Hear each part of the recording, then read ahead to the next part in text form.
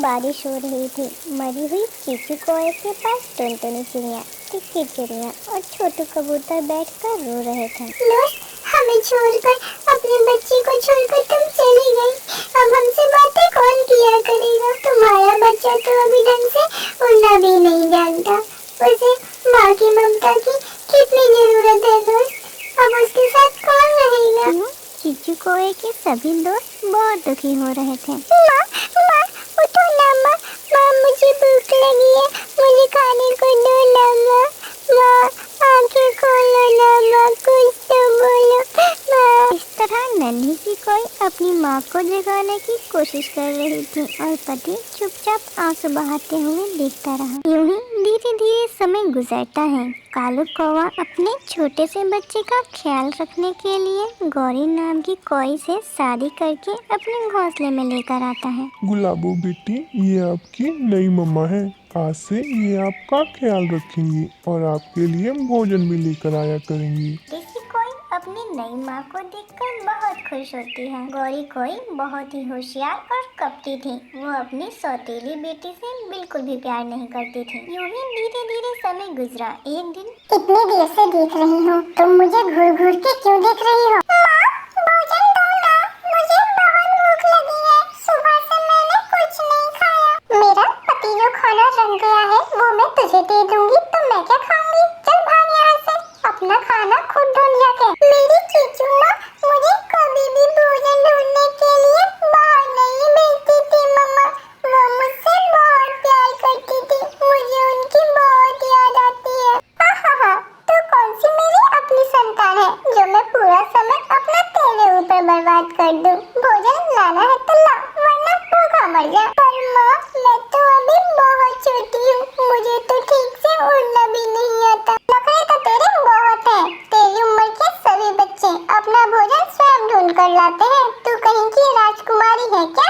जब से आई हूँ तेरी नौकरानी बनकर रह गई। तू देखने में ही बस छोटी सी है, पर तेरा पेट बहुत बड़ा है जो कभी भरता ही नहीं है। ऐसा कहकर गौरी कोई उस छोटे से बच्चे को बाहर जाने के लिए जबरदस्ती करती है। अपनी सौतेली माँ के मुँह से ऐसी बातें सुनकर गुलाबो कोई अपने घोंसले से बाहर निकलती है और अपने नन्हे नन्हे पंखों से उड़ने की कोशिश करती है। वो गिरती है, संभलती है, यूं ही वो ज्यादा दूर तक उड़ नहीं पाती और एक जगह जमीन पर जाकर गिर जाती है। उसके पंख घायल हो चुके थे। वो अपनी माँ को याद कर रही थी। माँ, आप मुझे अकेला छोड़कर क्यों चली गई माँ? इससे अच्छा तो आप मुझे अपने साथ ही लेकर जाती माँ। माँ, नहीं माँ तो मुझसे बिल्कुल भी प्यार नहीं करती। वो तो मुझे खाने को भोजन भी नहीं देती माँ। सोच सोच कर वो छोटा सा बच्चा रोए जा रहा था। इतने में टुनटुनी चिड़िया और टिक्की चिड़िया वहाँ पर आए। उन दोनों की नजर कोए के बच्चे पे पड़ी। वो दोनों उस छोटे से बच्चे के पास आते हैं। क्या हुआ बच्चे, तुम यहाँ पे क्यों हो? तुम अभी तक ठीक से उड़ना नहीं जानते ना? क्या हुआ बच्चा, तुम रो क्यों रहे हो? बताओ मुझे, क्या हुआ बोलो। आंटी, मुझे माँ का प्यार चाहिए। मैं माँ के प्यार के लिए तरस रही हूँ। रोते हुए वो छोटा सा बच्चा कह रहा था। असल बात क्या है, ये टुनटुनी चिड़िया और टिक्की चिड़िया ने उस छोटे से बच्चे से पूछकर जान लिया। नन्ही सी कोई ने सारी बात बताई। ये जानकर टिक्की चिड़िया ने कहा, ये कैसी औरत है? इसका तो हृदय भी नहीं। इतने छोटे बच्चे को इस तरह बाहर कौन करता है भला? ये तो अभी तक उड़ना भी नहीं जानती। ऐसे में ये सौतेली माँ इसको ऐसे बाहर कैसे कर सकती है भला? टिक्की, तुम सही कह रही हो। अगर ऐसा ही चलता रहा तो आगे इस बच्चे की हालत और बेकार हो जाएगी। हमें इस गौरी कब्बी को अच्छे से सबक सिखाना होगा। उन दोनों को एक आइडिया आया। उन्होंने उस नन्हे से बच्चे को एक सुरक्षित जगह पर रख दिया और खाने पीने का सारा इंतजाम कर दिया। गुलाबो ने भोजन खाकर कुछ देर आराम किया। इधर शाम हो चुकी थी। अब गौरी कोई को गुलाबो की चिंता सताने लगी और उसे घबराहट होने लगी। तभी कालू कौवा भी वहाँ पे आ जाता है। अरे गौरी, कहाँ है मेरी बेटी? उसके तो अभी तक पंख भी नहीं निकल आए। कहाँ है मेरी बेटी, बताओ। कालू कौवे को इस तरह गुस्सा होता देखकर गौरी कोई के तो पंख कांपने लगे। तभी टुनटुनी चिड़िया और टिक्की चिड़िया वहाँ पे आए। उन दोनों ने कालू कौवे से कहा, अरे कालू, इतने प्यार से क्या पूछ रहे हो? जरा जोर से पूछो, पता तो चले कहाँ है छोटा सा बच्चा। उन्होंने जोर लगाकर पूछने के लिए कहा। तभी बड़ी होशियारी से गौरी कोई ने कहा, ये क्या बात हुई? मैंने कोई गलती की है क्या? इनके कहने पे आप मुझसे ऐसे पूछोगे? मैं यहाँ कोशिश कर रही हूँ कि अपना बच्चा आत्मनिर्भर बने, इसलिए मैंने उसे भोजन ढूंढने के लिए अपने घोंसले से बाहर भेजा। बस कुछ ही देर में वो आती ही होगी।